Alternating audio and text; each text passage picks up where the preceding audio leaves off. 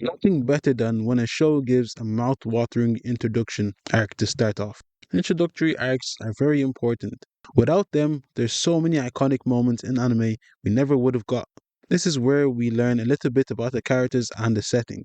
Today I'm going to be looking at Naruto, Bleach, and One Piece's introductory arcs and see which one, in my opinion, is the best. We'll go from worst to best, and that means that One Piece goes first, so yeah.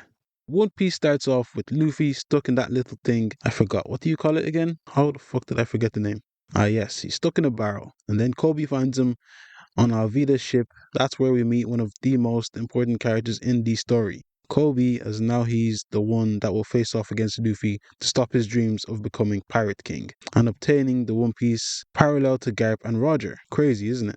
Now, we don't really get a proper arc till a good few episodes in, but as I said, we're going from worst to best. Although it doesn't mean One Piece's introductory arc is bad in any way, shape, or form, it just means it pales in comparison to the other two. So don't get buttered, please.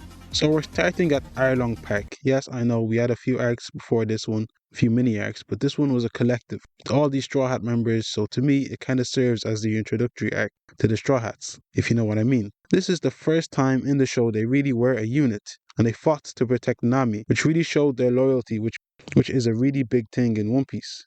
And the fights, oh my god, the fights were so good, especially the fight scene with Sanji and Kurobi, where Kurobi had the upper hand to Sanji at first underwater, but then when they went back to land, Kurobi was literally no match for Sanji. He got fucked up real bad. And then Zoro, he was fucked up already from the Mihawk encounter, so he couldn't do much, but even so, he still beat Hachi's ass.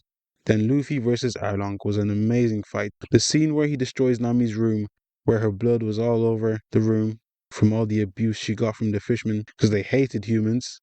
It was like a prison for her. So by destroying it and all the maps and shit, Luffy was freeing her from any obligations towards them, which says so much about Luffy's character and how far he's willing to go for people he calls his friends. Man, I love One Piece.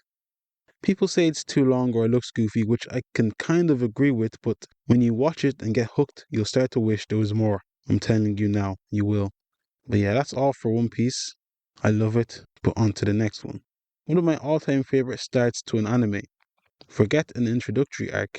Just the way Bleach even started got me hooked. Everything from the music to the style of the anime, the way the characters looked, how they sounded. I loved everything about Bleach. It was golden. We meet Rukia as she hunts down a hollow, where she then encounters a ginger kid who can actually see her. Because he's not just any normal kid. She puts a spell on him and he manages to break out of it, even though 99% of humans wouldn't be able to. Even from the start, Kubo was telling us Ichigo was different. He was built different. I mean, just look at his hair. He's the only one in his family with ginger hair. Maybe even Japan, not just Karakura Town. This guy was an anomaly, literally and figuratively. But yeah, Rukia runs into him while chasing down a hollow.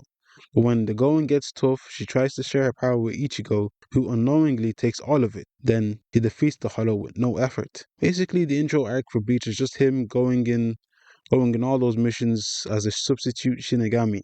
This is where we learn a lot about Ichigo, even his mindset was different. There was a time where he didn't want to save a kid just because it wasn't his concern. Like, at one point in time, this was his thought process.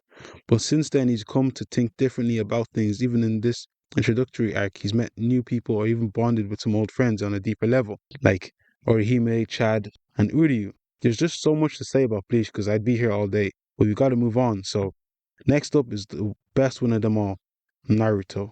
Yes, we all know by now what happens at the start of Naruto. We meet Sasuke, Sakura, the bell test, yada yada yada. But the introductory arc is undoubtedly the best one to date that I've ever seen in any anime I've ever watched. I don't care. The Land of Waves arc. This arc changes you. Like for real. This shit was so deep. A mercenary, Zabuza, is after a builder because of a crime boss, Gato. He has hired him and his lackey Haku to kill the builder because they're building a bridge to connect to the different villages. But they've been hired to stop him from doing so. But Kakashi and Team 7 have been put on a mission to protect them from anyone that wants to do them harm. And coincidentally, they come across Zabuza and Haku. And so it begins. At the start, this is just some mission that we're watching, but it turns into something else. A cold-blooded killer like Zabuza has been through it. He knows the ins and outs of the ninja world and he just goes along with the flow. because he's just one man. What could he possibly do to change it? And I think this is one of the most important lessons Naruto learned in his life, and I'm glad we got to go through it with Naruto. This ordeal really put things into perspective for Naruto. As a ninja, you learn that all you are is a tool to be used until you're dull and you're put back into the fire to be sharpened again as the cycle continues. That scene when Naruto is pouring his heart out to Zabuza is just unforgettable because he doesn't want to end up like that, and he calls Zabuza out on his lies as he knows he's not cold-blooded. This is just a mask he puts on. He felt something for Haku, but because of the ninja world, because of what he experienced as a kid growing up, he never expressed his feelings. There was no room. There was no room. Only at the end, when he had nothing to lose, was Zabuza actually able to express his love for his companion Haku when it was already too late. Man, Naruto is truly an amazing story. Well, that's all for today, guys. Let me know what you think.